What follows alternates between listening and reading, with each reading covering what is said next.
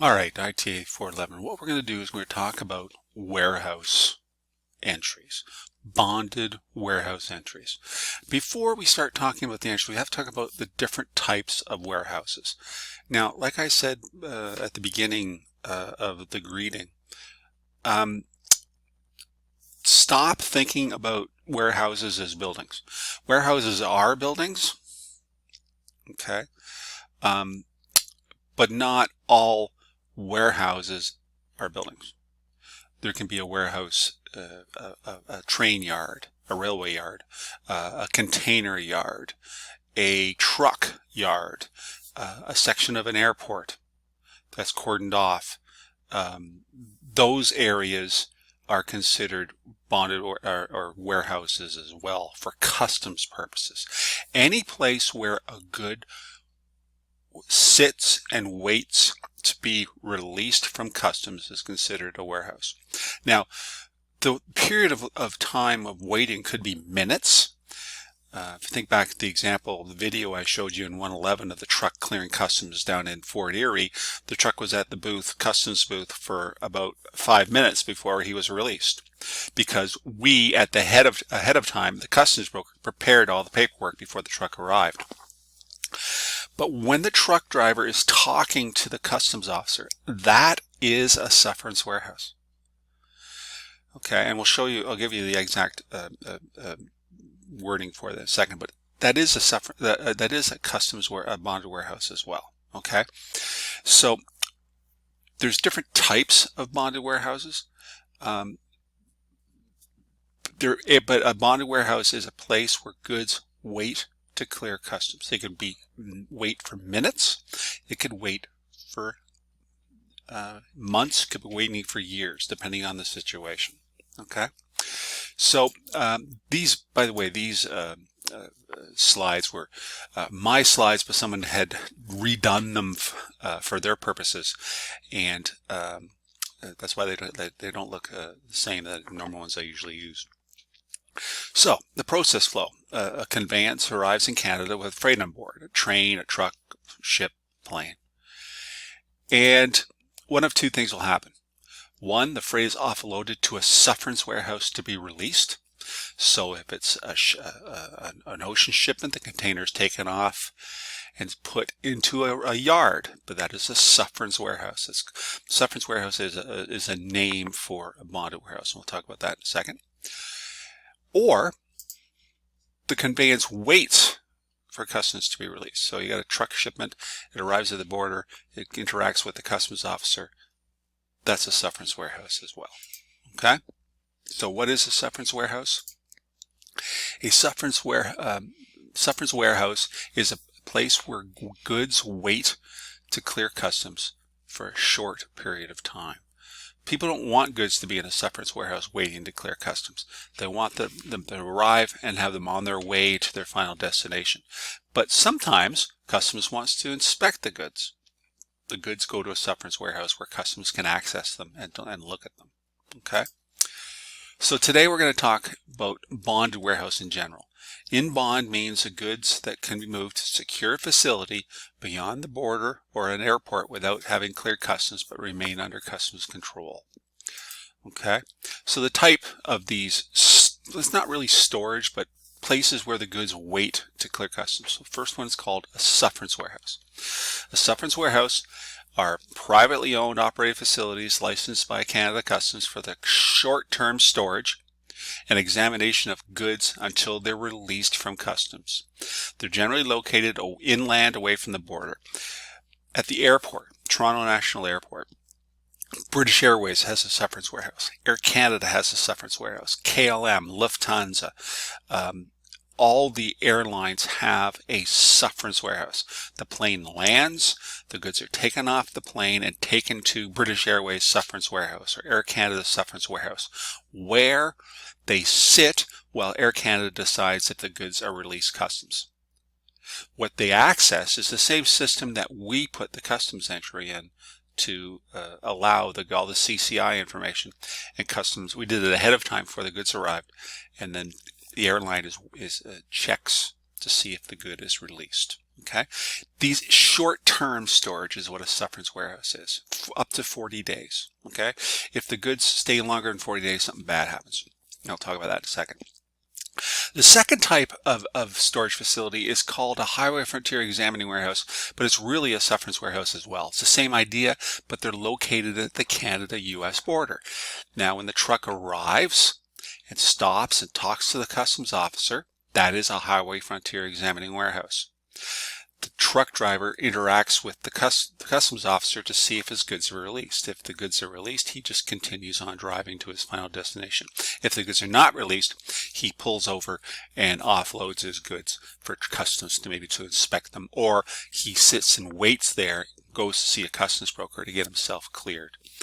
Okay, so a highway frontier examining warehouse is a sufferance warehouse, except it's at the Canada-US border. Okay. Bonded warehouse is the one we're talking about today. Bonded warehouse are for goods, long-term storage of imported goods.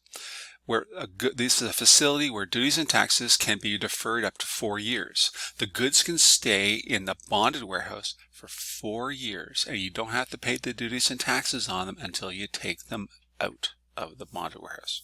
Okay, if they wait after 4 years, something bad happens, and that something bad that happens is called a Queen's warehouse. Customs brokers have 40 days to present accounting documents.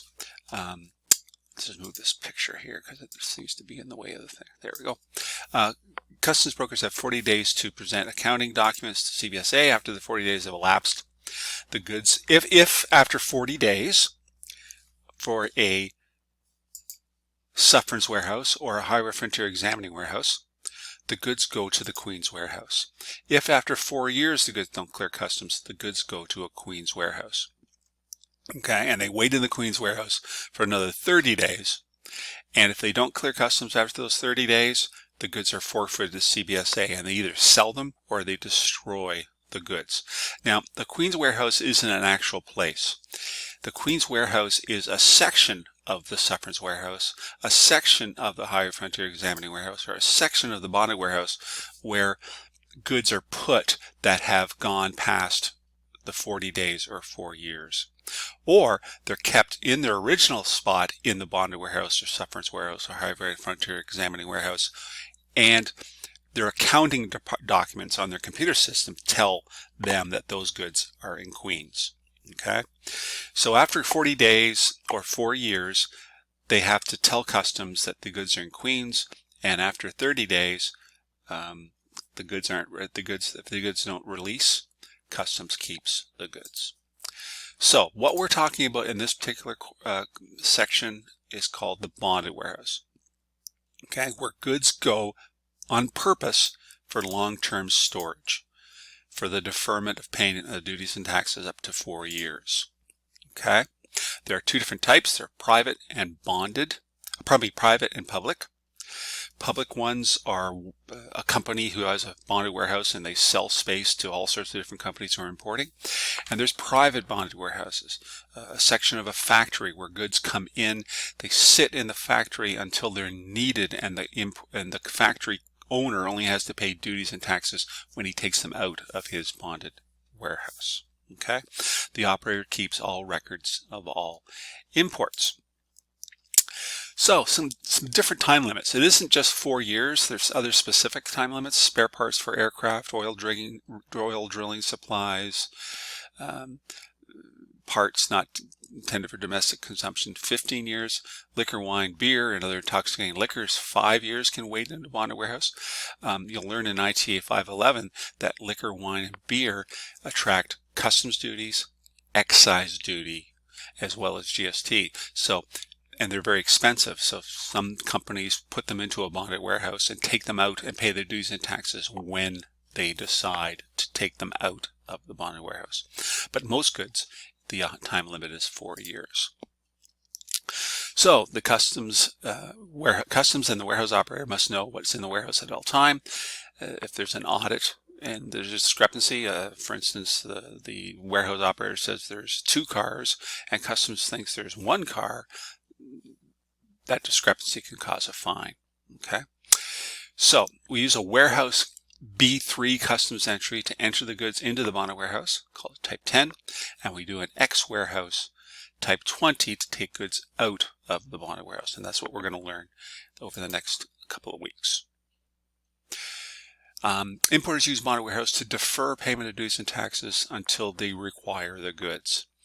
It allows the duties and taxes not to be tied up and accrues cash flow, especially on high duty or high value items. If you got an automobile that's worth $500,000 and you don't want to pay 6.1% duty and 5% GST until a time closer that you sell the good, you leave it in a bonded warehouse and you take it out at a later date and pay the duties and taxes then. You're deferring having to pay it. The goods have entered the country, but in reality are not customs cleared. Customs is aware of the goods. They know where they are, but only receive the duties and taxes when the goods are taken out or X'd warehouse. The rate of duty paid is the duty rate on the date the goods are taken out. So here's another thing. If the duty rate is 6.1% when we put the goods into the bonded warehouse in 2022, and we take it out in 2023, and the duty rate is 5%, we pay only 5% duty. Okay, so that's another little advantage. Bonded warehouse entries. A B3 is used to enter the goods into a bonded warehouse. It's called a type 10 warehouse entry. A B3 is used to take goods out of the warehouse. It's called a type 20X warehouse. And each shipment is treated separately. Now there are other types of bonded warehouse entries that you'll come across. We're only going to learn about type 10s and type 20s, but there are other ones. There's type 13, where we transfer the goods to we take the goods out of the bonded warehouse and we put them back in for some reason. Oh, we didn't want that one. Let's put it back in. We do a type 13.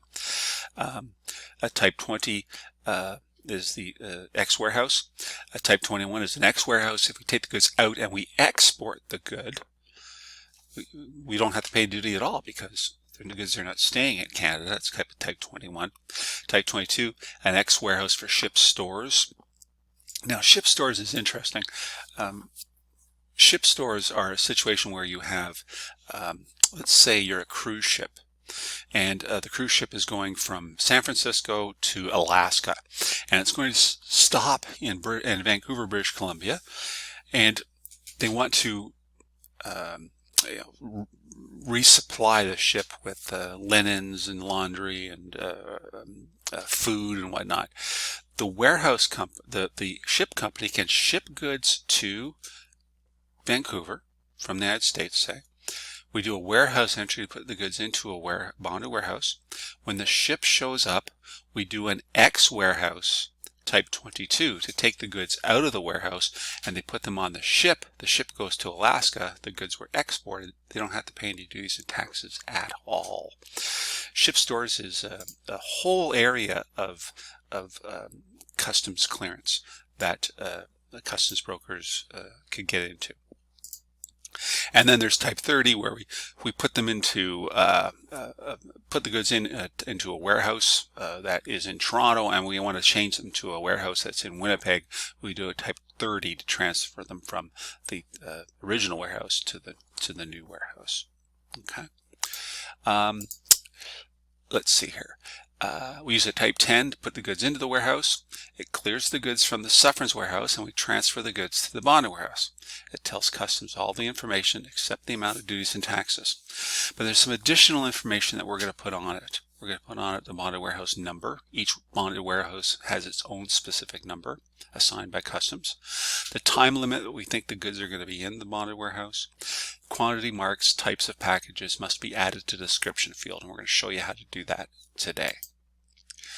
A type 20 clears the portion of the importer wants to take out of the bonded warehouse, tells customs all the information plus the amount of duties and taxes on the goods taken out, and again, the additional information, the original bonded warehouse number, they type 10 transaction number, and the quantity of the goods taken out, as well as the bonded warehouse number.